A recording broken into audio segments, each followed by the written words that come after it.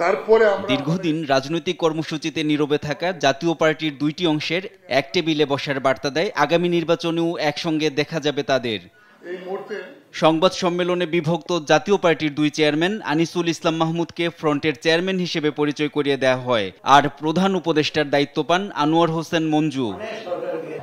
নবগঠিত এই জোটে তৃণমূল বিএনপির একাংশ, জাতীয়তাবাদী আন্দোলন বিএনএম, জাতীয় ইসলামী মহাজোট সহ নিবন্ধিত অনিবন্ধিত 20টি রাজনৈতিক দল এক ছাতার নিচে আসার ঘোষণা দেয়। আত্মপ্রকাশ অনুষ্ঠানে জোটের উদ্যোক্তারা বলেন, সরকারের কোনো সংলাপে জাতীয় পার্টি সহ নিবন্ধিত সব রাজনৈতিক দলকে আমন্ত্রণ না জানানো বৈষম্যমূলক আচরণ।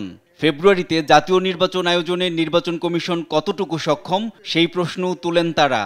জাতীয় গণতান্ত্রিক ফ্রন্ট এনডিএফ আমাদের দাবি ফেব্রুয়ারিতে অনুষ্ঠেয় বৈষম্যহীন, নিরপেক্ষ, অন্তর্ভুক্তমূলক, স্বচ্ছ, গ্রহণযোগ্য এবং অংশগ্রহণমূলক নির্বাচনের জন্য লেভেল প্লেইং ফিল্ড নিশ্চিত করে। সব সরকার এসেছে, সব সরকার কথা বলতে বলেছে, কিন্তু কথা বলতে বললে পরে বিপদে পড়েছে। এই বর্তমানে যারা আমাদের আছেন তারা বলেন মন খুলে কথা বলেন। জোটের মুখপাত্রের দায়িত্ব পালন করবেন জাতীয় পার্টির একাংশের মহাসচিব এবিএম রুহুল আমিন হাওলাদার।